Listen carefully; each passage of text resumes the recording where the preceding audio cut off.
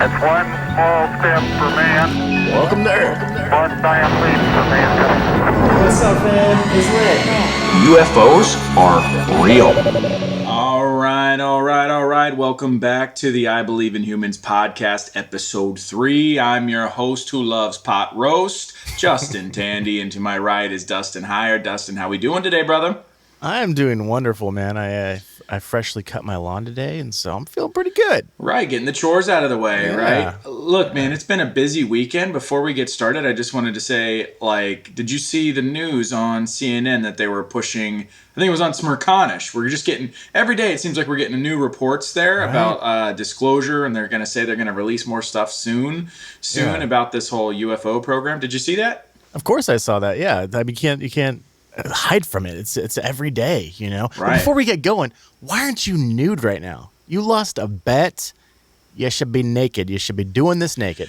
Dustin, look, let's be honest. We want to attract people to the podcast, not scare them away right now. But look, I will make this promise to you right now in the fans. If we get 10,000. If we get who 10 didn't mute their phone? Yeah, what who's here? I feel like I'm in school right their now. Phone?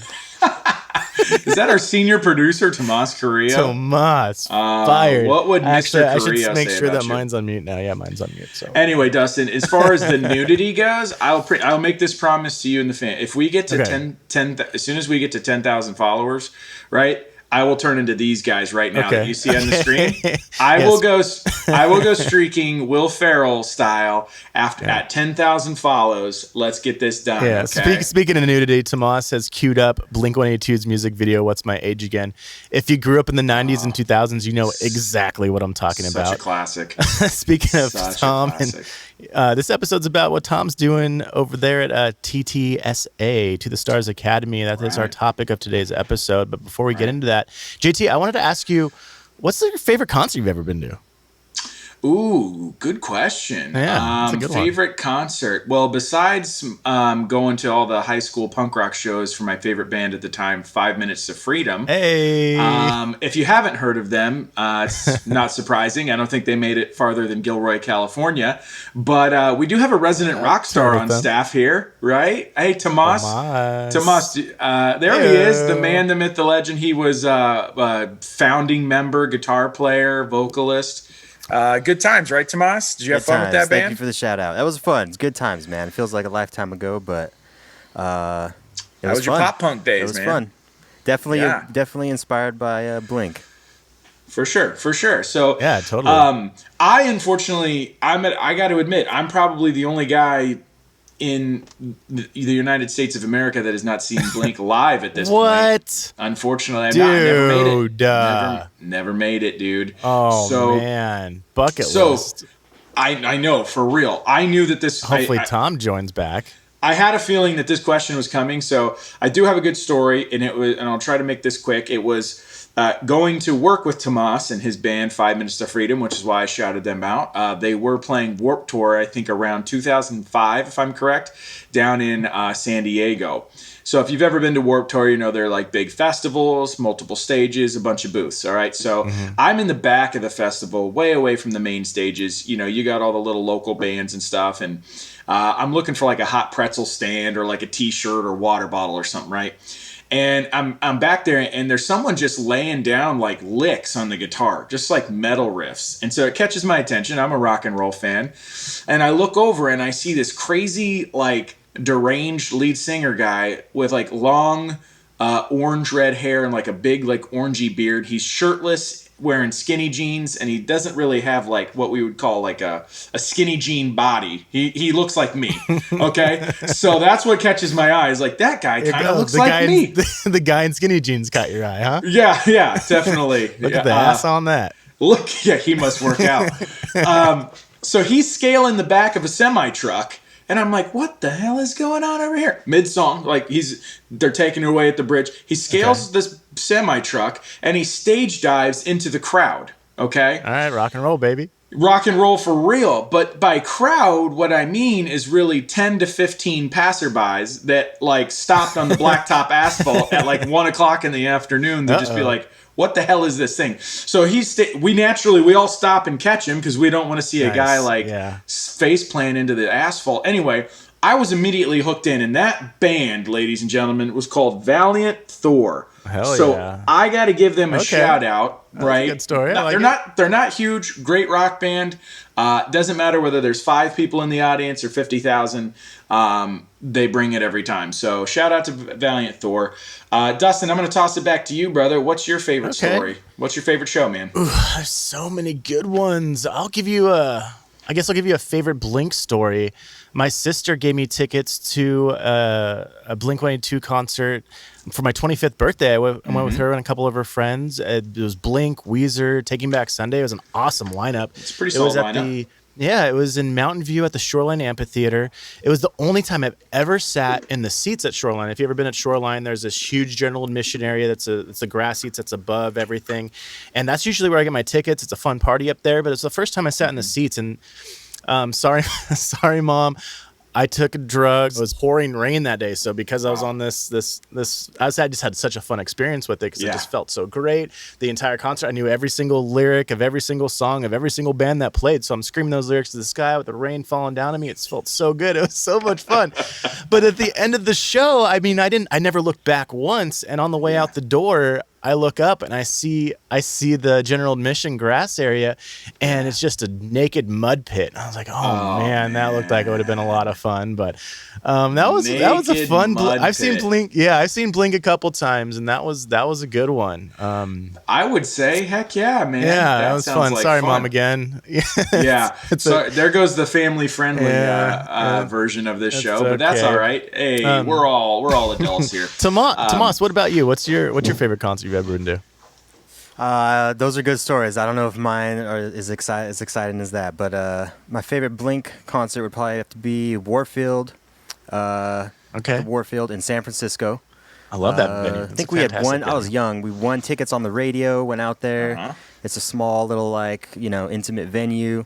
It was a ton of fun. And the crazy thing, we after the show ended, we went outside, trying to hope to run into Tom or Mark or Travis, on their way to their bus or something, get an autograph. Didn't see them, but randomly saw Chino from the Deftones. Ended up getting his autograph on my Blink poster, and I was like, "That's cool. That's a win."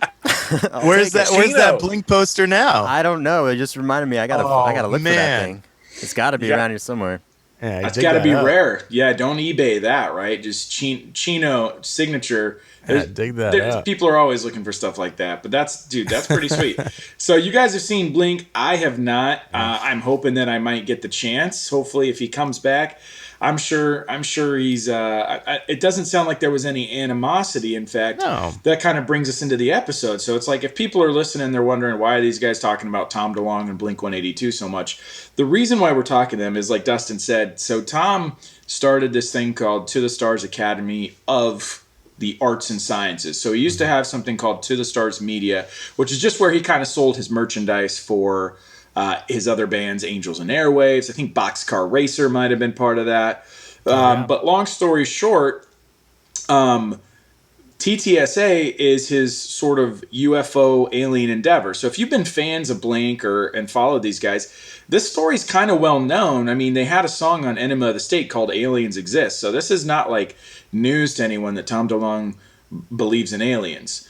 I think the news part is just, I don't think we all knew how seriously he took it to where he was going to just straight up walk away from the band. And let's be honest, that's a cash grab, right? Like you go play anywhere with Blink and he's going to make a ton of money.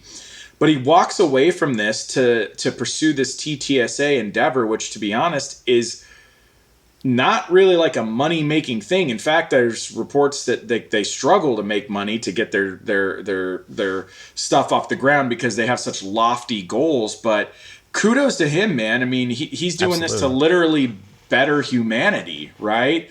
Dustin, I know you kind of did some digging because we knew this was coming up. So what did you kind of find? Why don't you kind of set the scene for us in terms of who is TTSA and like what are they all about? Okay, yeah. Over at TTSA, they have 3 areas of focus. The first one being they collect and study anomalous data. The second, they develop technology related to such findings from that data. And then 3, they explain to humanity through story of their findings and what they're doing over there. Let's start off at number 1, JT. How do they collect and study this anomalous data?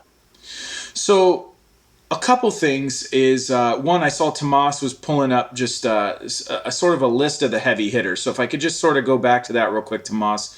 You got Tom there, and just go scroll down. Beneath Tom is going to be the co-founder, Dr. Hal Puthoff. So this guy's like a physicist, and if you've been following the UFO phenomenon, this guy's he's a household name when it comes to this stuff. Very intelligent human being. But just go scroll down. We're not going to go through all these guys, but this is a cast of heavy hitters. Jim Semivin, this guy's like from the CIA, 25-year plus career. Christopher Miser looks like he's their financial guy. Just keep going down, Tomas. The 2 household names that you probably have heard of the most would be Luis Elizondo and Chris Mellon. Also Steve Justice. So Steve Justice was the head of Skunk Works and stuff, right? So just keep on going down there. There's Tom's sister. She's the head of marketing. Chris Mellon is the one that's doing a lot of these interviews. That's who we saw interviewed on Saturday on Smirconish. But this guy here at the top right, Dustin, the reason why I'm kind of going back is I wanted to touch on him is Joe Sherman. All right. Okay. So Joe Sherman is like this like AI software genius, basically. And if you want to hear more like in-depth analysis and get more from him, because let's be honest, I'm a layman when it comes to this, I will try to give you the easiest version on how they collect this anomalous data. But Joe Sherman is the brains behind this thing. And he is on the To the Stars Academy podcast. I believe episode 3 is the interview with him. So if you want to get more in depth, by all means, go listen to that. But to answer your question, Dustin, there's sort of 2 ways they go about collecting this stuff, right? The first way is the way you and I sort of began engaging with TTSA. I believe it was like a year or 2 ago. You're the one that called me and said, have you seen this show on History Channel called Unidentified? Yeah. Do you remember that? Yeah. And you knew it was produced by Tom DeLonge. I did not. You just kind of sandbagged me a little bit. And then I saw him appear in like an episode. I was like, is this Tom DeLonge with all these like military official guys? So if you've seen this show Unidentified, basically they focus on eyewitness testimony and sort of recounting eyewitness testimony from military personnel. Why are they obsessed with military personnel? Because military personnel are considered credible witnesses, but they also are what they deem trained observers. So Dustin, go ahead. You had it somewhere down here at the bottom.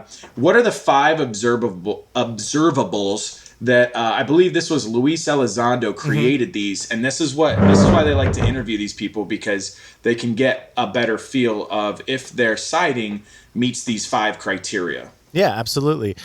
So they go over this a lot on the show. They bring it up over and over again. If it meets a couple of these points, then you probably had a sighting. The first one is anti-gravity lift.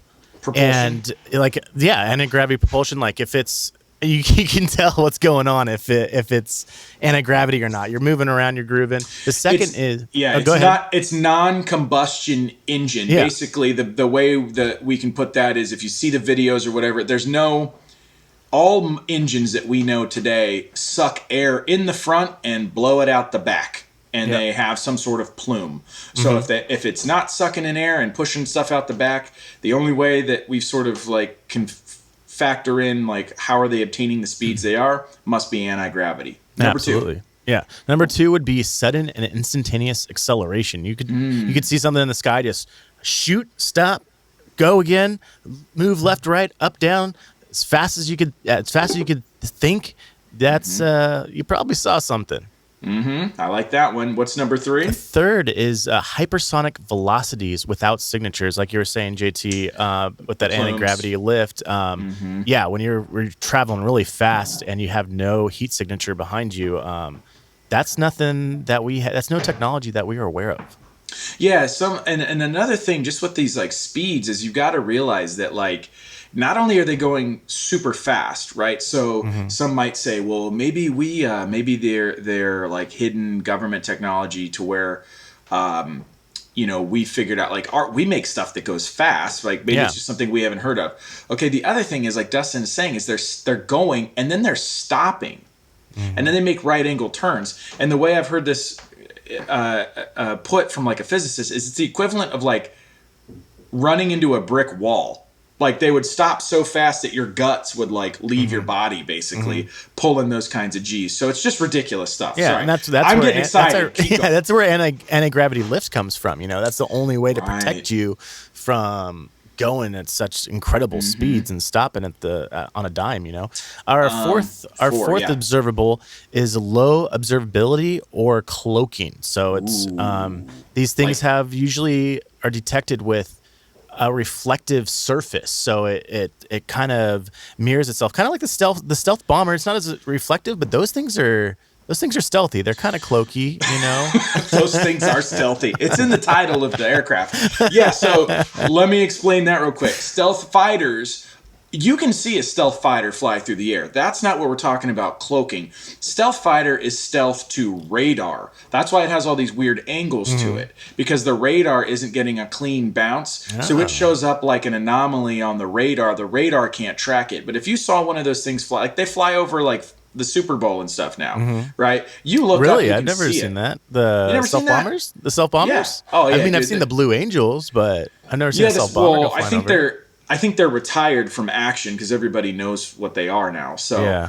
But with cloaking, we're talking like Harry Potter, like invisibility cloak, right? Like they have the seemingly the ability to mirror their surroundings so that you're almost getting like projection. Which, to our credit, I have seen stuff that says we are approaching some of this type of stuff with like little mini cameras and stuff. So, but before I don't want to keep stopping you here. Let's see, number 5. Okay, number 5, the 5 observables is transmedium travel. So that's traveling through atmosphere, through water seamlessly, moving and grooving through different elements. That's we don't have any technology that does that.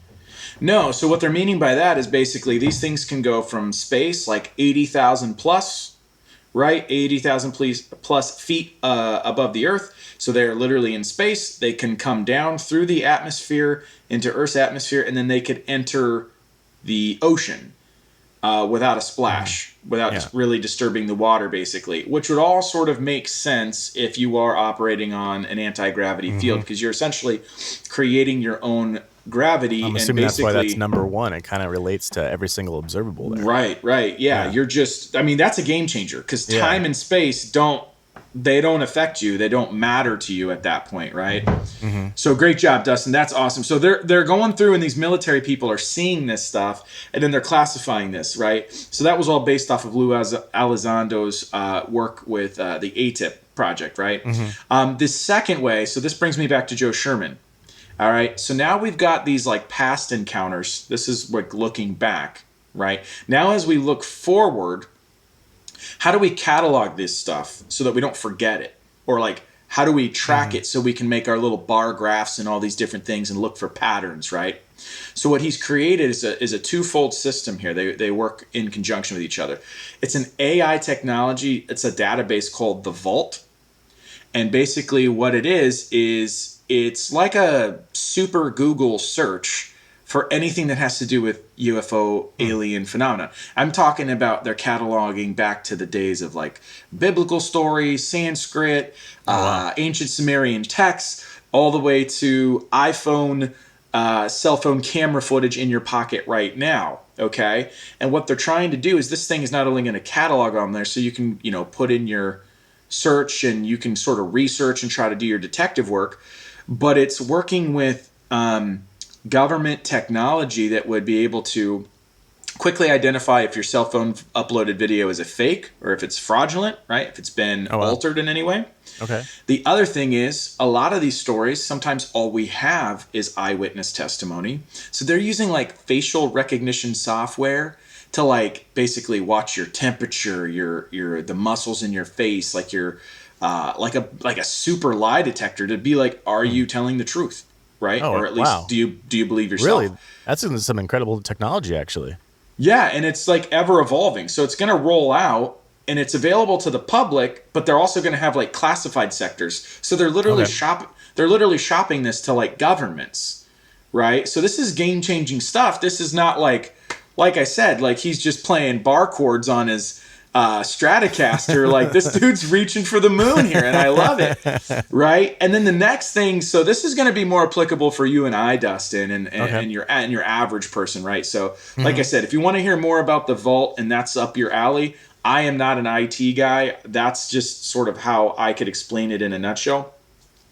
But their phone app, I do understand. It's called Scout. It's not out yet. I can't wait for this, yeah. It will be out soon. It's basically their cell phone app. So, like, if you're seeing something weird in the sky, pull out your cell phone camera, start to film it, okay? What it's going to do is it's going to simultaneously integrate with the FAA, I don't know, NASA, whoever tracks satellites, but basically in real time, it's going to tell you if you're looking at a commercial airline. Is there any satellites in your area? Are there any military exercises going on that are unclassified, obviously? So you know if you're looking at something truly anomalous, right? Interesting. The other thing it's going to do is it's gonna ping people within 50 to 100 miles of your radius. Tell them, hey, pull out your phone and look up. Tells them the direction and whatnot, what's being seen, so that way we can sort of triangulate these things, right? Yeah. And that's I can't wait, man. I mean, dude, I've never seen one of these things before, so I want this. I want this app. That's what I'm saying. I knew you would be excited because it's like we're both sitting here doing this thing and we're like, have you seen anything? I haven't seen anything. Oh, right. Imagine if I got a buzz right now on my phone and I'd be like, dude, we got to stop the show. Yeah. I got to go. Right? So absolutely. It's going to be pretty cool, not only for us to I think for it to encourage more sightings, but I think it's going to give us better data than just some guy in Mexico City, looking at a triangular shape of lights on his blurry cell phone. And we're just I don't see shit.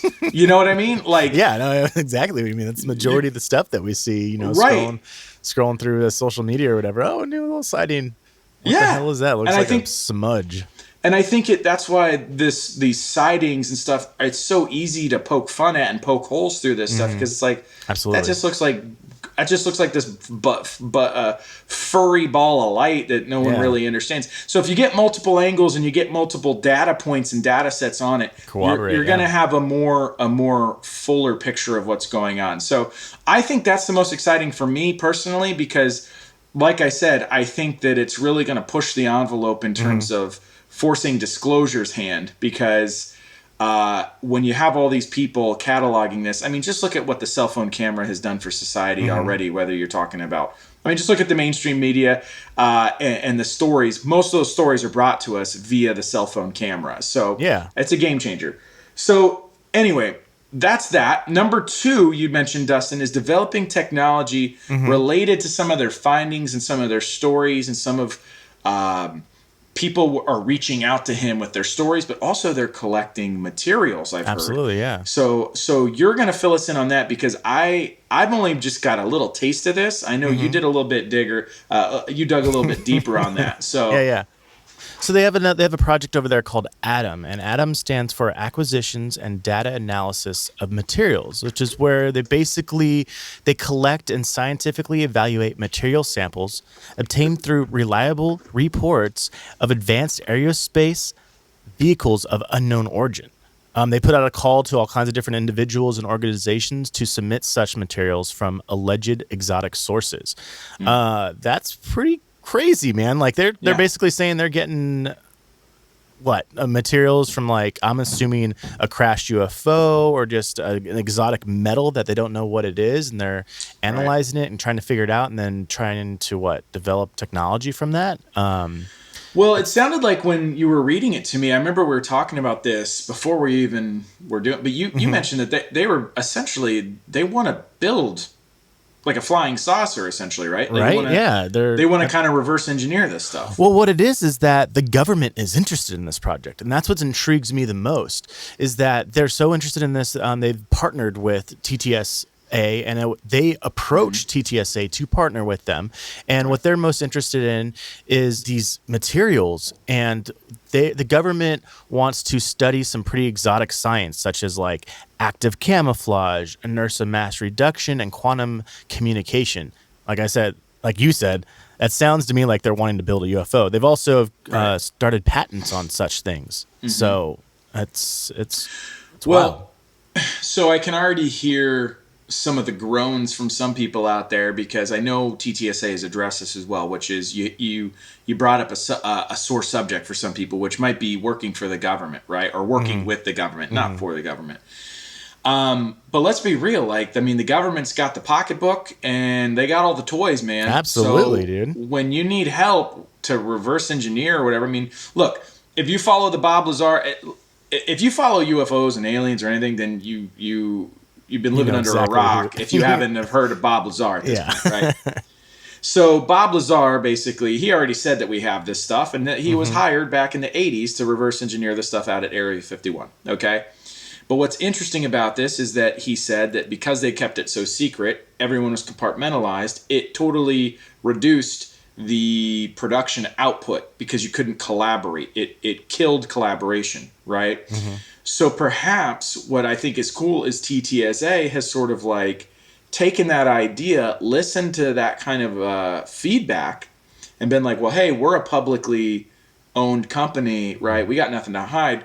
We're going to invite collaboration. So that's why you get Steve Justice, the guy, that headed Skunk Works for Lockheed, built the SR-71 Blackbird, right? Spy planes and stuff. This guy, if anyone can build this thing, this guy probably is the guy, right? Yeah.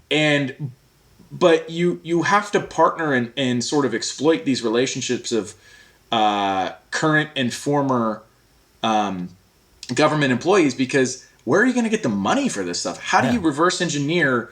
Like, they're talking about, like, they get a piece of metal about the size of a quarter. How the hell are you going to build a spaceship out of that? You know what I mean? So it's a heavy lift. Speaking of Steve Justice, definitely go back. TTSA, I can't give it. They got some great information. Episode 6 is Steve Justice, and he's talking about this stuff that you're talking about, Dustin. Yeah, what's the podcast called? Is it TTSA podcast or TTSA Talks, something like that? I'm sure you could something find like it. that. Yeah. You can look it up. Just put To the Stars Academy or TTSA. They only have like 6 episodes out right now, but they're basically interviewing these guys and asking them what they do and stuff. But we'll touch on. Remind me to come back to the working with the government thing, because there is. I've heard just some pushback on them. It's not all pros. I know that we're fans. We're both rocking the shirts and we're fanboys, dude. We're from California, okay? So some skater pop punker from Poway, San Diego, California, wants to get into this stuff. Dude, I'm on board. Let's go. All right. So that's pretty cool. Is that all you had? Was that the basically the gist of it? They're trying to like reverse engineer. They've got these meta materials they're trying to create. Yeah, I mean that's what the reproduce. project's in. Yeah, they're researching it. They're digging into it. They're developing technology based on that research. But what I found really interesting is what they're also doing too is they have implemented language regarding unidentified aerial phenomena and inserted that into the Senate Select Committee of Intelligence Authorization Act for the 2021 fiscal year. If passed, this will change the way our government reports and classifies information regarding UFOs. I mean, they're still, several steps away from making this happen, to make it law, but that's some pretty big strides into what we're going to find out, how they classify information. It's one of Tom's like biggest things he wants to accomplish through TTSA is he wants to change how UFO information is classified, and he wants the public to have more access to government information on UFOs and the UAP phenomena. Yeah. I mean, look, and he's doing a great job at it, because we already know the 3 videos, the gimbal, the go fast, and the tic tac video from the New York Times article that was originally released in 2017 and then was brought up again as early as April. I believe it was April 27th. The Pentagon and DOD came out and verified it. And then they just mentioned it like last Thursday. We were joking about we couldn't even get a second episode thrown together before they were already admitting to all this stuff. We're like, come on, man. And that's why you should be nude right now. All right, let's go. All right, I'll give you one layer at a time, one episode at a time. I'll give you that. We're gonna play strip Strip, guess the number in my head here. Oh no, that's a lose-lose. That's a lose-lose. Look, he's doing a good job, okay? They've already declassified these three things.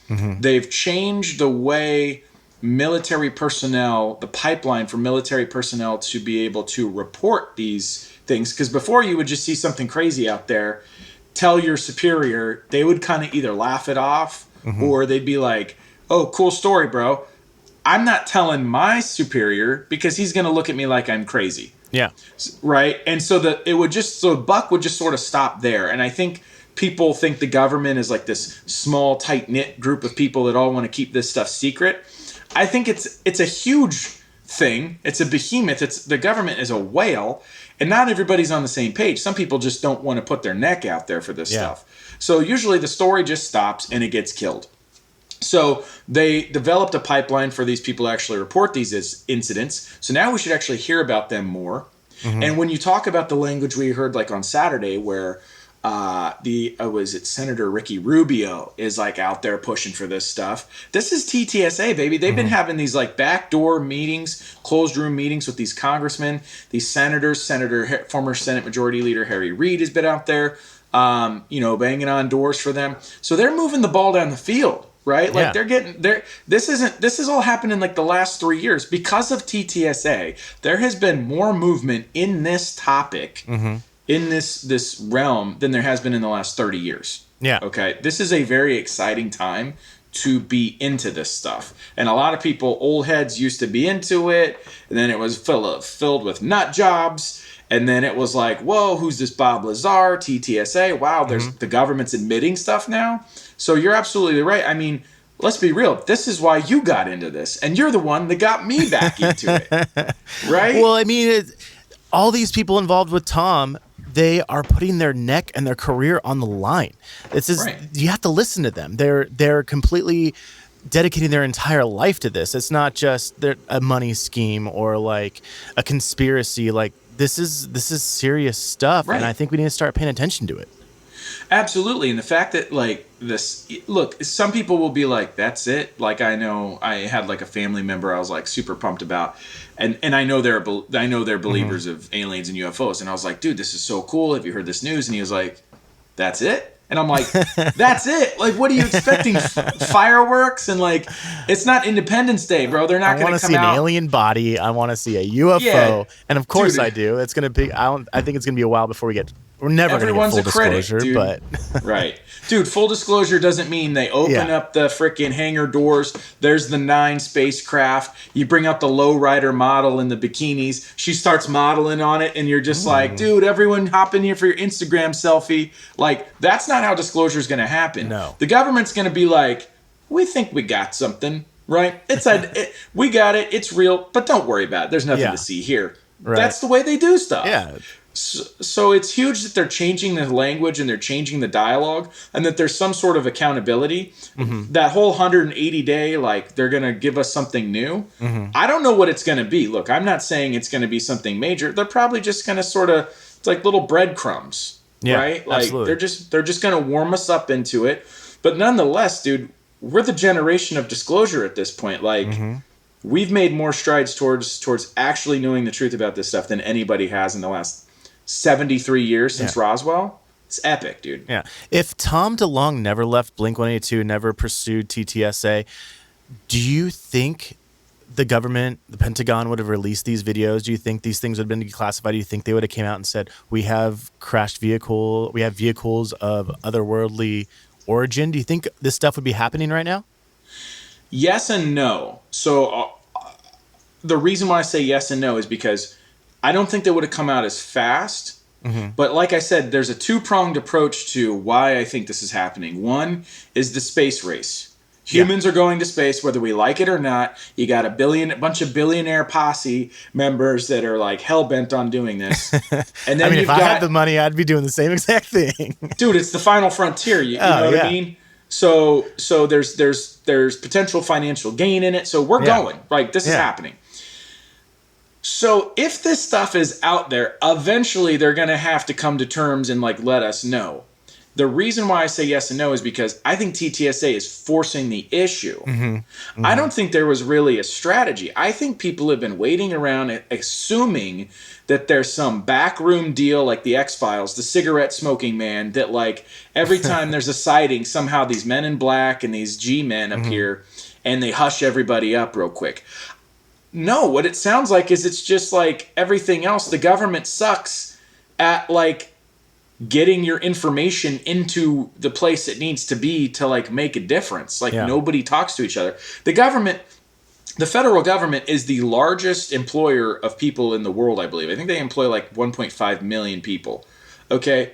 Like, I don't know if you've ever worked for like a corporation, but like I work in an office with like 300 people and nobody communicates. Okay? Yeah. So just imagine managing 1.5 million. Like, are there some secrets? Yes, of course, but for the most part, I think it's just ineptitude. So I think TTSA has pushed the ball down the field, and I think they've created a framework or structure, and the government people that wanted this to kind of come out, like I said, they want our help, are like, oh, thank God.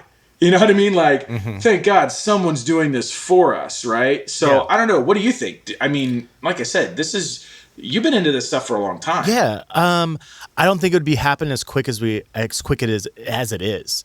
They are definitely pushing the envelope on this, but for the government to get involved with TTSA because they went through the motions of declassifying these videos and this information, and they have possession of these materials, the government must be kind of desperate to figure out what's going on here, what this technology is, to partner with such a private company or private/public company that they're so open with us about what's going on.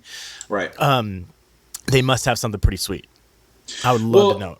I think it goes back to like I said, the Bob Lazar thing. Like keeping a secret, like secrets are always going to make their way out eventually. Like I'm married, dude. Look, you know what I mean? Like you can't lie and get away for things and tell the same story for X amount of years and not get busted. Okay, so the truth is going to come out whether they like it or not.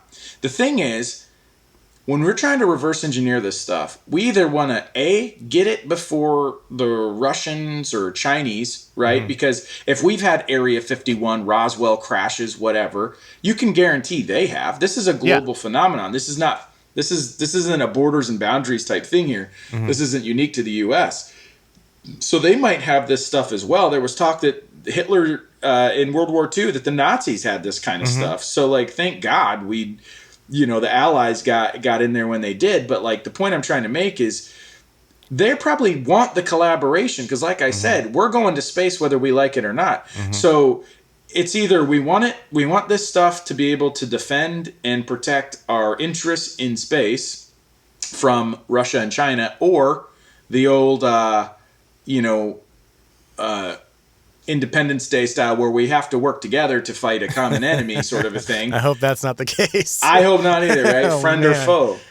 So you can't be messing, Pete. If they're rocking anti-gravity spaceships, you better be able to develop a weapon that can shoot that thing down. And the only way you can understand that is by trying to recreate it. Okay.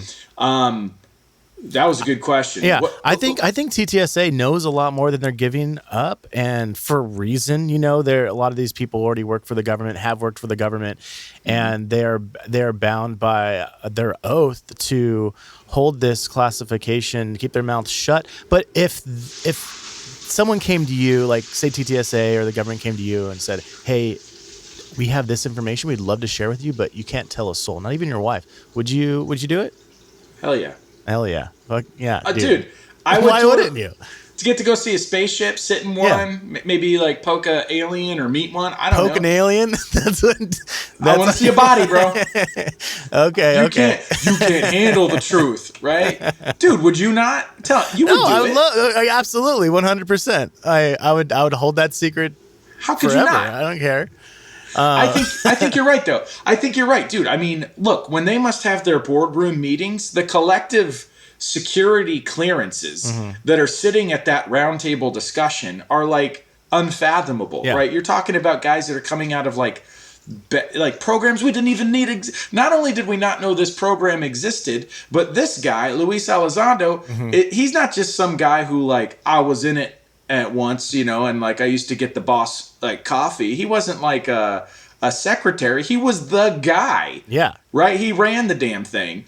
So of course, like that's why it boggles my mind that somehow Tom DeLonge of all people has built trust with these guys. And the only thing I can think of is it's just been time, and that their grandkids must really want like Blink-182 autographs and memorabilia or something. You know what I mean? I Like want some. Tom, if you're listening, I would love he must have leveraged his position, right? So look, you brought up another thing, and I want to hit this topic real quick because, like I said, I can hear the naysayers already out there. So some people absolutely hate the fact that, and they don't believe TTSA. They don't like the fact that they're working with the government because what they're saying is, look, if you're some sort of like public company that you're on the hunt for the truth and all this stuff, why are you turning around and partnering with the very people that have kept the truth from us this entire time? Right. Yeah. What do you think of that? What would you say to the naysayers? What side of the fence are you on? I mean, what would you do?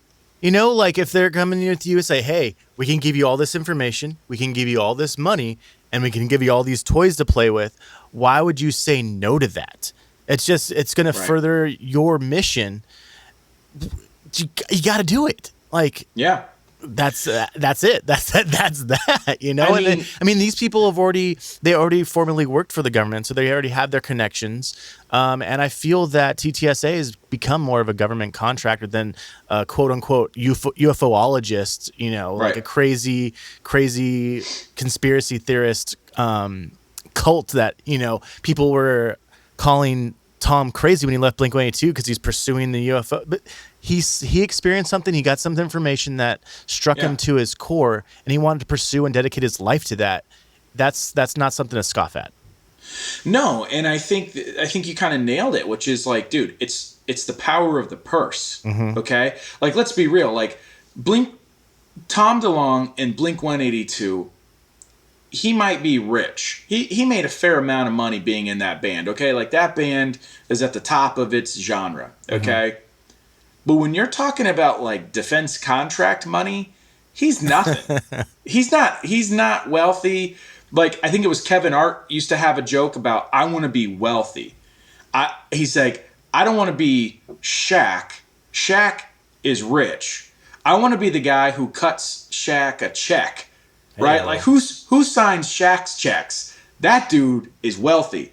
All right? Now, Tom DeLonge was in a punk band. He didn't develop PayPal and sell it so that he could finance his rocket building company like Elon Musk. He's not a freaking billionaire, right? So you got to go out and get this money. I think we spend like $750 billion a year on defense. So, like, the amount of money that they could throw at this issue, they're not going to start off hot and just freaking funnel cash into it, but they're going to give you a good, like, sizable chunk startup. That's one thing. The other thing, as we mentioned earlier, is the toys. Dude, we're talking about anti-gravity things that they're seeing drop on radar from 80,000 feet up to, like, 20 feet above the surface of the ocean or into the ocean. You think the government has those capabilities and those toys that they're sharing with TTSA? I think the government is the only place you're going to find radar that can track that space that these things operate in. Okay, yeah.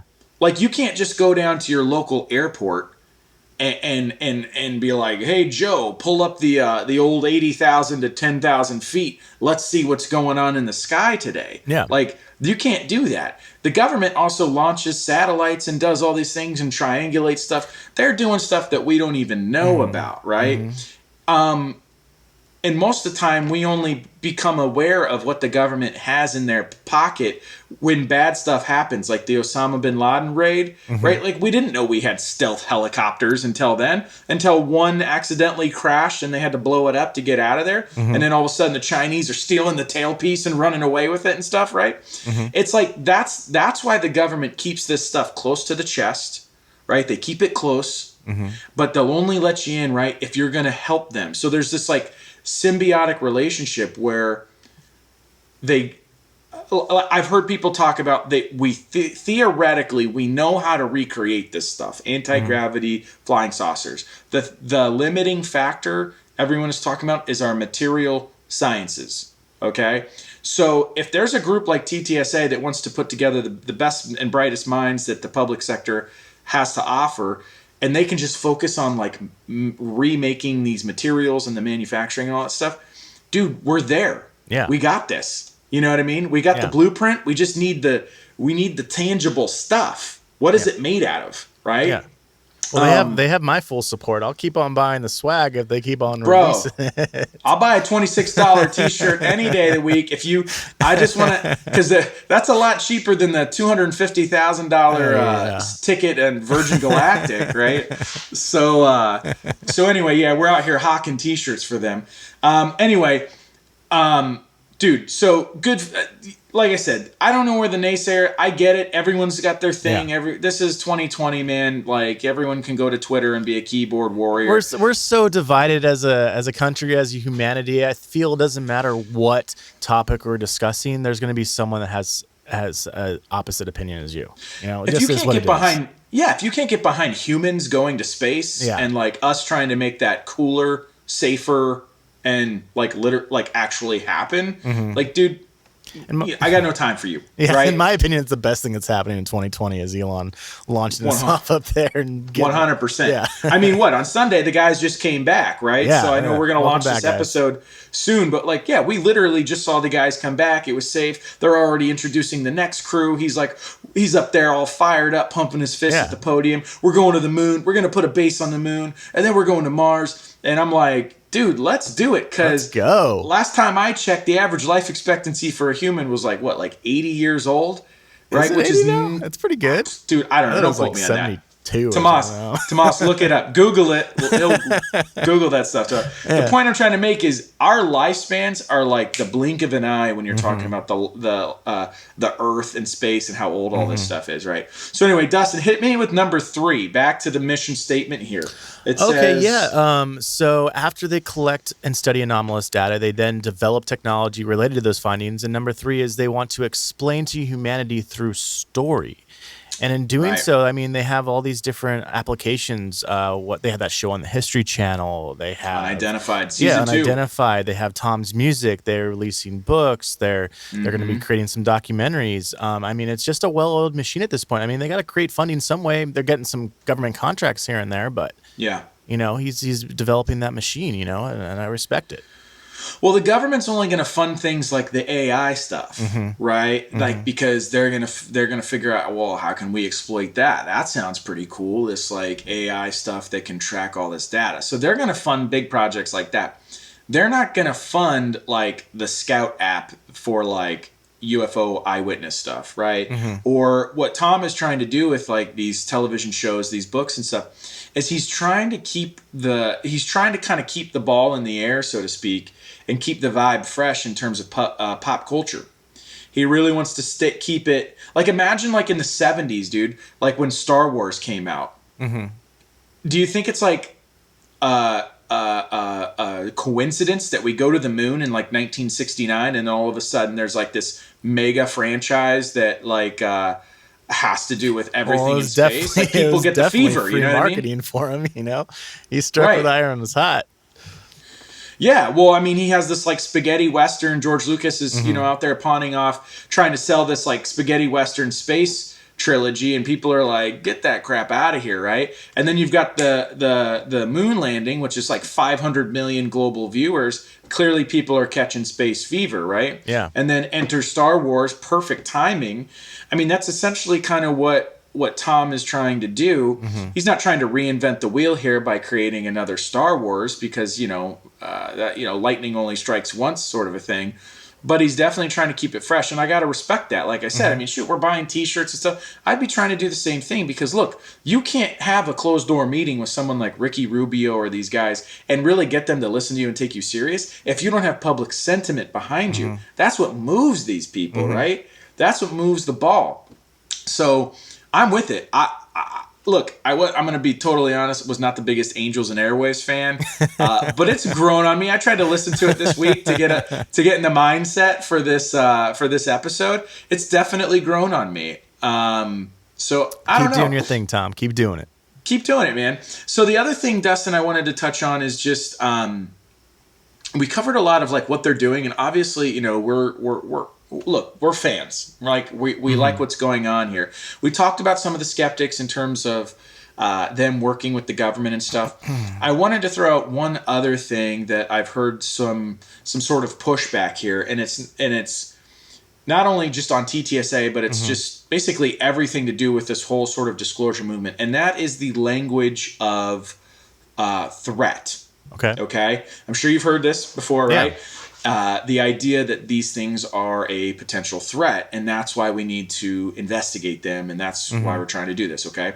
So let me play the skeptic here, and then you respond to me. Okay. Okay. So the reason why me skeptic doesn't like the language of threat is because if these things are true, or if these things are real, and they have been coming here for so long, they seem to be somewhat benevolent, would be the assumption. Why? Because if their technology is so far surpassed us, why haven't they just mopped us? Why haven't they just blown us off the face of the planet yet? Okay, so that's point number one. The other thing is they don't like the threat verbiage because they feel like it's sort of fear-mongering. Right? It's like beating that drum of war. Let's be real. Like America's like 300 something years old, right? We're around 300 years old. We've been at war for probably 275 of those years. Like war is what we do, baby. That's how we grow. You know, I'm not an advocate for war, but I'm just saying like there's a reason why we spend $750 billion on our military apparatus, right? You're going to use it. So I get why people are upset. This is the one thing that I kind of agree with when it comes to the language that they're using, but I've also heard TTSA's explanation from like Lou Elizondo and stuff why they're using that. But what do you think, Dustin? Like, I mean, benevolent, friend, foe? I wouldn't threat, say it's non-threat? benevolent, and there's been no evidence of it being benevolent, but it is a threat until we know what it is. With the capabilities that this technology has, it absolutely is a threat. I mean, if it was in the hands of our enemy, it can cause some serious damage. So until we know who's in control of this technology, I think we should consider it as a threat. It helps them get their budget. Let's say, it helps them with their war budget. But like I said, I think they absolutely are in the right to call it a threat. Well, I have to agree with you. I mean, you don't get the funding if you don't go into some sort of language that projects like this is in the best interest of national security. Okay. And let's be real. It's not like they made this up to beat the war drum. Let's just let's take a step back and actually look at these incidents. Okay. You're talking about the USS Nimitz incident. Okay. You're talking about Commander Fravor talking about how this thing, he starts to drop down in on this thing to go investigate. It flies right past him and he can't even see it. Right? It buzzes right past his ship. What if it had hit the plane and they had been wiped out, and all of a sudden the story we're seeing, they're not going to tell us what actually happened, but it's like, military pilot, dies in training accident. Well, luckily it was a hell of a pilot. Hell yeah. And so we don't want to see that stuff. So that's one thing. The other thing is Commander Fravor said that it was actively jamming his radar. Okay? Yeah. Dude, these guys are running training exercises off the coast of Encinitas, California. That's not like more than like 60 miles off our coast. And I don't know if people know this, but I'm pretty sure it's around like 200 miles off our coast. It's still considered the United States of America. That is our water. That's like our sovereign land. I could be wrong, but isn't that an act of war? Scrambling radar? It is. That's considered an act of war. If you actively jam someone's radar so that you can get out of there or whatever you're doing, that's an aggressive posture, right? I mean, at least as far as we know, they haven't engaged us. So that's a plus, But if they're actively scrambling our radar, because they know we'll engage them. I'm sure we do, and we have. So, like I said, this is definitely a threat. Well, the other thing is, I mean, you're talking about the other two incidents we talked about, the Go Fast. Well, the Tic Tac was Commander Fravor. So the Gimbal and the Go Fast, that was off the coast. That's the East Coast. That was outside of like Virginia Beach. That's not far from Washington, D.C. Yeah. Okay, so if these things are entering and exiting restricted airspace at will, and there's like nothing we can do about it, right? That's not a fun place to be. And you're right. We can shoot at it and stuff, but the fact that just because they haven't like destroyed us yet means they're benevolent is stupid. Yeah, because I completely agree. there's a lot of animals that we could just go out there and obliterate right now, right? Like pick one and we'll go out there and we could totally wipe it from the face of the planet instantaneously. But we don't. Why? Because it's like, oh, it's just a cute little, look at these guys, working on stuff, right? Like we don't destroy them because they're not they're not even close to being a threat to us. We are apex predators, meaning we're at the top of the food chain, baby. So until we run into another apex predator, we're good, right? So perhaps they're the apex predator, or they're at their apex. I hope not. And we're just like not even close. I mean, there are a lot of sightings. They're seen flying over our nuclear facilities, power plants, nuclear scary. bases. Yeah. That is scary, right? I mean, there's talks that they used to turn the missiles on and off during the Cold War. So I don't believe the benevolent thing. I don't believe the threat thing. I don't really know. I just think the sooner that we figure out what these are, and like you said, who's behind the wheel, the better for everyone. Because maybe we can level the playing field, right? Because once you find out they're real, the next question is, are they friend or foe, right? So And hopefully we find that out in our generation. At least I want to, because that'd be a lot of fun. Yeah, One man. way I or mean, the I other. think we're totally there. You know what I mean? Yeah. Like we're getting in there. So I don't know. Like like I said, I'm a fan. I can see where they're coming because I'm a very just grounded, real person. And like the show says, I believe in humans. I work with humans for a living all day, every day, and I just understand we're not so complex. We're not all so different, right? When you meet a bunch of people, like I meet strangers and interact with them every day with my job and stuff, you start to recognize patterns in behavior and patterns in the way of thinking and stuff, and you start to realize, as much as the clothes we wear and like the selfies and the social media and everything, we think that we're so unique, we're not. We all fall into these little categories, right? That it's like the harder you fight to get out of one box. Did I just say the harder you fart? You did. And you said box after that. We made It's a Freudian slip, box. yeah. Okay. Fart Go box. ahead. The harder you fight to get out of one box, you end up in another one. There we go. You know what I mean? Yeah. So anyway, that's as philosophical as I get, man. I mean, do you have anything else to add on the subject? I think we about covered I everything think they we do, covered right? TTSA. Tom, we'd love to interview you if you hear this. We would love to talk to you more about it and get your input and see what you're doing over there. And I'm excited to get this app, man. Yeah, I'm excited too. Yeah. I'm on the news, the newsletter. So as soon as I get some information on when it's going to become available, we'll definitely let everybody on the show know. We'll post it on the website, something like that. So, well, guys, that's going to do it for episode 3. This is so awesome, Dustin. I'm so excited because what we're going to do is we're going to launch all these episodes. These are like our pillar episodes, right? This is like our thesis that we're putting out there, right? It's the space race versus like what TTSA is doing here on the ground. And I'm so excited that we've been able to sort of coalesce this over the last sort of 3 episodes and really ignite this match. And I hope that what we're doing is we're igniting the same sort of passion in us, in our listeners. Would you agree? Yeah. I hope so, man. Come on, guys. This stuff's real, and you need to start asking questions. You need to start paying attention. Yeah, because they're not going to just come out and volunteer the information, right? We have to take it from them, right? The government and these people, they work for us. We don't work for them. So we need to sort of, like I said, push the envelope a little bit, and I think we're doing a good job of that. So anyway, guys, if you feel the way we feel and you love what we're doing, please like, subscribe, interact with us. These podcasts will be available on Apple, iTunes, and Spotify, right? Find us wherever you're getting your podcasts, right? Absolutely. Leave us a comment, right? Download this thing. We want to engage with you, right? Go to our website, IBelieveInHumans.podcast.com, and just fill out the box there on the back. If you've had an experience or something and you want to share it with us, maybe we'll bring it up as a topic in a show, because what we're going to do here is we're going to start to get into a little more episodic. We're going to start to dive a lot deeper. These first 3 episodes are really broad strokes for us, right, Dustin? Absolutely. And, comment, engage us on all of our socials at I Believe in Humans podcast. We will comment. We will engage with you back. We want to ask questions. We want to learn more.